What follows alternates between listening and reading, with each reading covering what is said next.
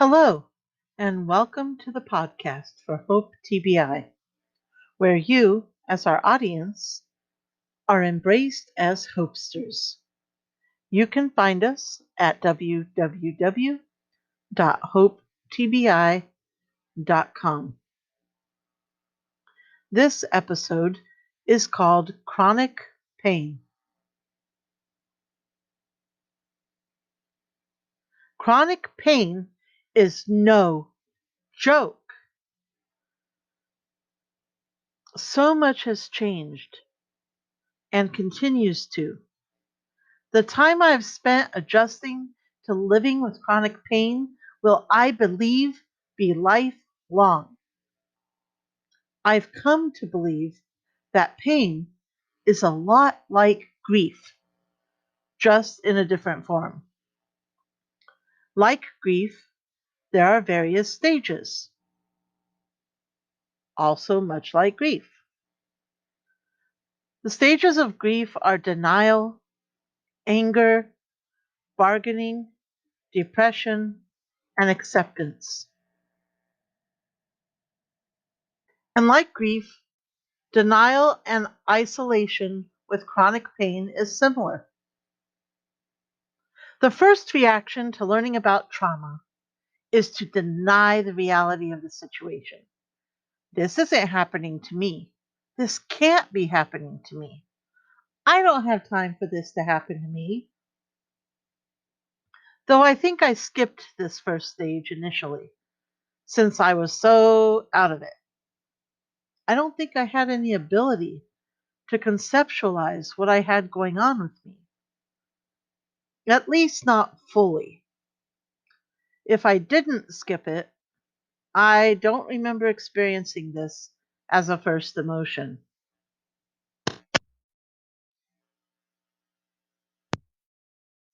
I have always known throughout my life that it is a normal reaction to rationalize overwhelming emotions and to push away dealing with them for most people.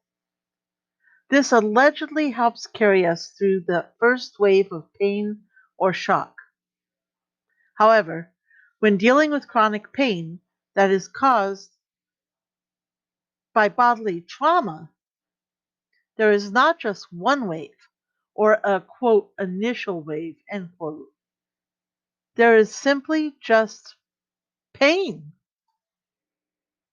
The reason I said that pain is a lot like grief is because pain comes in all forms: orthopedic, muscular, nervous system related, brain and mental system related, endocrine systems, digestive system, reproductive system. Literally, every part of the body is engaged in this trauma when dealing with a polytrauma and traumatic brain injury. Each system can be going through its own form of quote grief end quote or quote changes end quote, or they can all be happening at once. Overwhelmed, frozen, stalled, or shutting down in response to the trauma. Attempting to take all that in and learning that no one around you really truly understands is incredibly isolating. Being unable to put to words how you're feeling when you have never been put into a place in your own life to need words to describe such a horrific, continual experience feels isolating. I would deny that this was actually happening. Yet the pain made that reality absolutely undeniable. All I could think of was pain. Where the hell is all this pain coming from? There was so much I couldn't pinpoint a starting place. It was like someone wrapped me in a warm pain blanket that was turned up to the highest level possible without relenting for months and months, literally. And the second stage, anger with chronic pain.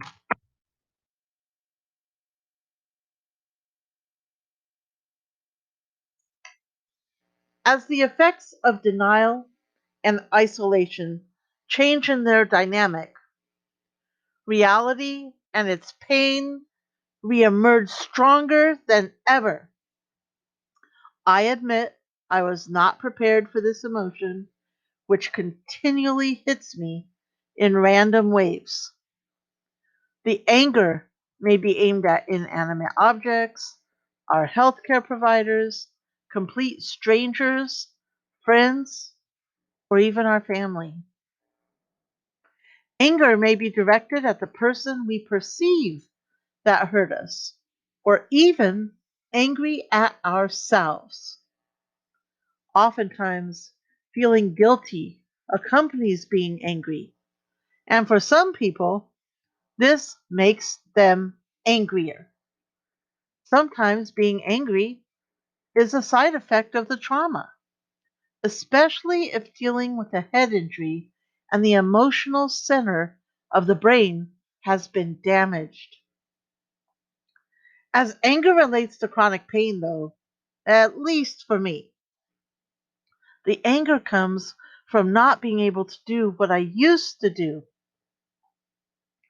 Anger at having this affect my life, my mobility, my independence in caring for my own body, and change my normalcy to something I no longer recognized. Anger at literally feeling like a prisoner in my own body and having expectations that are not realistic for the healing required for the injuries themselves or my ability to deal with those injuries. Anger about missed injuries or those that are not healing as planned. Anger at feeling dismissed, not taken seriously by anyone outside of ourselves. When I say I am hurting, angry about being financially destitute and unable to provide for my family the way I used to, angry that I'm hurting at all. Some things that come with chronic pain and anger: sudden muscle spasms or pain flares, inability to take a deep breath or feel like the room is collapsing and shrinking around you, feeling okay, and then a wave of anger appears from nowhere and leaves just as suddenly as it came. Low tolerance for things you were able to tolerate before. Everything seems exaggerated when you're angry or hurting and angry. Guilt or shame for angry outbursts. When pain is unrelentless or spiking, after you have had time to calm down and think about it. Appropriately angry about something, but then transferring that anger to someone else about something completely unrelated to what you are really angry about. That chronic pain. And then we move on to that next step of bargaining. Bargaining with chronic pain. The normal reaction to feelings of helplessness and vulnerability is often a need to regain control. Let's face it, with a polytrauma where you cannot walk or have difficulty walking, where you have to have someone feed you, dress you, wipe your butt for you, bathe you, it leaves you feeling completely helpless and is a complete loss of control in its most humbling form. Admittedly, I have always had a leadership and controlling personality. No surprise for those that know me. I enjoy doing a job well done, and I got value from how others viewed my ability to lead, to accomplish, to successfully complete something. I loved my independence and enjoyed working and breaking new ground in almost every aspect of my life. But now I'm just trying to reinvent me. Then, bam! Chronic pain comes in and strips down any ability to control, at least completely, what's going on in your own environment, your own body. This is truly where things spiral a bit. Spiral a bit, they do. I personally tend to get consumed with dark thoughts and overthinking my care or the lack thereof. I think about how I can negotiate better treatments, better documentation, a better, more proactive diagnosis. It becomes almost obsessive. I do have to admit that there is a fine line between bargaining and advocacy for oneself, which has actually served me well orthopedically. However, along with bargaining comes some pretty repetitive self talk. This can be a strength and a weakness in the recovery process. If only they had researched my injuries and found solutions sooner, my rehab would have been shorter. If only they did the basic tests, they would have caught that faster. If only I got a second opinion from another specialist. If only I tried to push myself more. If only I didn't push myself so far. If and if and if and if, even with God in the universe. God, if you help me get through this pain, I won't do this, or I will do this, just to help me deal with this pain that is controlling my life and every breath. Getting lost in what ifs and if onlys consume every decision in this stage. This can lead you in directions of improved care or hamper your progress. There is a fine line for sure. The desire to have my life return to the way that it used to be, restored to a no pain zone, the ability to do more without pain, the desire to cope with the pain, the desire to go back and keep that wreck from happening altogether. And then I find myself transitioning into that next phase, depression. Depression and chronic pain. There are many types of depression out there. There are two types of depression, though, when dealing with grief and loss that appear most often, though. The first one is a reaction to relating to the loss. Sadness and regret predominate this type of depression. We worry that in our grief, we have spent less time with others that depend on us. This phase may be eased by simple clarification and reassurance. We may need a bit of helpful cooperation and a few kind words. The second type of depression is subtle and, in a sense, perhaps even more private. It is our quiet preparation to separate and to bid our old self as we knew it farewell, while dealing with our new normal and the chronic pain that we now live with. It leaves us hopeless, but somewhat hoping. With a polytrauma or traumatic brain injury, a person is often on a lot of medications. to control various injuries or mood disorders.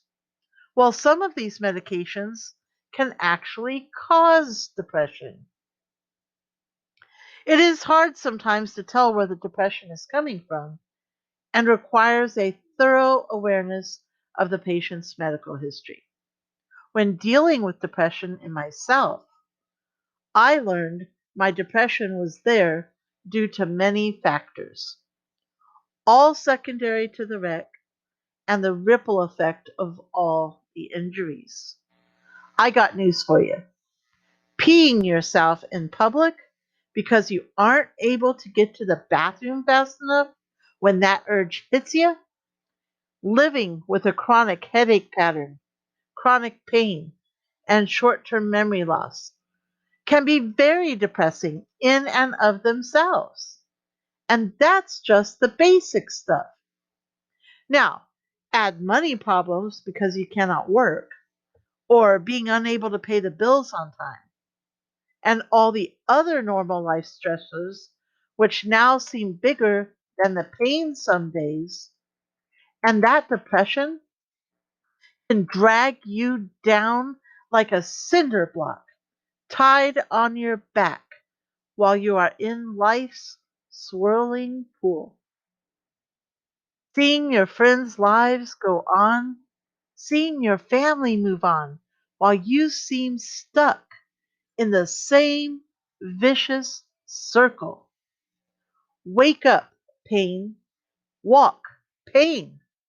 Exercise, pain. Carving your way through the day until you can go to sleep to hopefully escape pain. Some days that actually works over time until a pain flare. When depression hits me hard, I notice that grief that holds hands with depression has a bit of a tighter grip. Sometimes this stage feels as though it will last forever and can be and feel truly overwhelming. I also notice that depression is harder to control when I'm hurting. So being in chronic pain is often not necessarily related to a mental illness, though it can be related to endocrine and hormonal imbalances caused by trauma as well, but rather a response to hurting so much for so long and feeling frustration over adjusting to that quote new normal end quote. I've also realized that my pain tolerance has changed dramatically. I can withstand a lot more pain than I used to on some levels, not so much on other levels. I also notice my depression has changed with that adjustment. Also, by golly, depression is an appropriate emotion when experiencing great loss. A lot of people, professionals even, act like it's some kind of unnatural process. That cloud of intense sadness that consumes one's being when they feel like they are all alone in their experiences and realize that their life will be forever dramatically different is a real sense of loss. I really have to guard myself against that whole feeling of what's the point in living? Why did I survive? What am I here to accomplish? And force myself to focus on positive self talk. Depression is not a state to be fixed, it's not something to snap out of. Though I do believe it is important to recognize that our feelings are very real, but do not always tell us the truth about the situation. Grief is a part of the healing process. Chronic pain, it's a part of my life now. Some days I manage it better than others. Some days, not at all. If grief is a process of healing, then obviously depression is just another important step on that journey. And allowing myself to experience it, yet not get stuck in it, is also an important part of that process. Depression is also not consistent, and it can last for a few moments to a never ending cycle from day to day. It's okay to cry here and there for 5 to 15 minutes at a time. At least that's what my counselor told me. That is healthy. It's a problem, though, to be really addressed if it consumes your life so much that you can do nothing else because of feeling so depressed. If all I can do is think of the depression and cannot quit crying, and am withdrawing so much that I'm neglecting myself, whether that's eating, hygiene, or activity participation, then more professional help may be needed.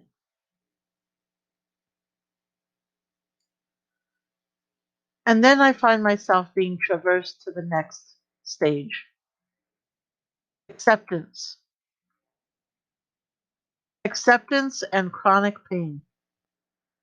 Not everyone is able to reach this stage. I still struggle with this stage myself on a daily basis in my rehabilitation process. My counselor calls my ability to accept the changes to my life, my body, my new normals, as a need to have, quote, radical acceptance, end quote. Let's face it, something radical has happened to me, and therefore requires a radical form of acceptance. Sometimes seeing beyond our anger or denial makes this more of a difficult process. This phase is marked by being calm. This is not necessarily a period of happiness, and it is imperative to distinguish from the apathy or withdrawal that I spoke about in depression. So, what does it mean anyway to have a radical form of acceptance? Radical acceptance to me means completely and totally accepting something from the depths of my soul and with mind and whole beingness. I have to face the reality that I may never be able to work in the same way that I used to. I have to accept that I am at my medical best in some things, still improving in others, and that yet others may never improve or may even get worse. It means accepting I may need to use a cane, go to counseling, change the way I do things. It means accepting that chronic pain is just a part of my life now and learning to work around it as best I can. It means knowing that my nerve damage may never heal, or it might, and accepting that. It means to stop fighting reality. Radical acceptance means that I do not allow myself to feel that rageful anger in my stomach when I'm unable to do something I used to be able to do. It means not seething with resentment or bitterness when I see others who have similar injuries doing more than I'm capable of with my own body. Radical acceptance means learning as much as I can, teaching others to do the same, and moving forward with my life. Radical acceptance is way easier to talk about and understand than it is to actually put into practice in every moment of every day. There are a ton of obstacles that come up to challenge accepting where I am at now. I do know that if I stop fighting all of this, eventually I will suffer less. Using mind over matter, using mindfulness to ease that chronic pain. What radical acceptance is not? It's not giving up. It's not tolerating being mistreated or accepting a misdiagnosis. It is not stopping the ability to advocate for oneself or others. It is not just accepting diagnoses as they are without researching the options thoroughly. It is not giving up on caring about or speaking up for myself or others. It is not about being as silent as a church mouse in a corner with no thoughts and ideas of my own. It is not about even being radical, which some interpret as crazy or out of control, explosive, or some other such adjective. Coping with a polytrauma, traumatic brain injury, any type of grief and loss, really, is ultimately a deeply personal and singular experience. Nobody can know exactly what you're going through. There are many stages we all go through in our recovery process. These stages closely resemble the stages of grief. There is no set time frame assigned to experiencing each stage, or a particular order in which we experience these stages. Sometimes a person may never get to the acceptance stage. This is, however, the goal for myself. Acceptance is often misinterpreted by others as the person being all right or okay with what has happened to them. This is not the case. Some people reach acceptance right away. Most people, though, don't ever feel okay for years, if ever. By achieving a level of acceptance, a person is choosing to learn to live with their new normal self and move forward in their life and with their life. It is not uncommon to repeat the various stages or be focused on one particular stage for an undetermined amount of time. Chronic pain can directly affect the way a person processes these stages as well. And I'd like to finish this episode with a quote from Maya Angelou. My mission in life is not merely to survive, but to thrive, and to do so with some passion, some compassion, some humor, and some style. Over recent decades, a reasonable amount of data has been generated which suggests that greater acceptance of chronic pain is associated with fewer pain related difficulties such as distress and disability and better overall quality of life. Per McCracken and Vowles, Scott and McCracken, and Vowles and Thompson. And a special thank you to the reference on death and dying,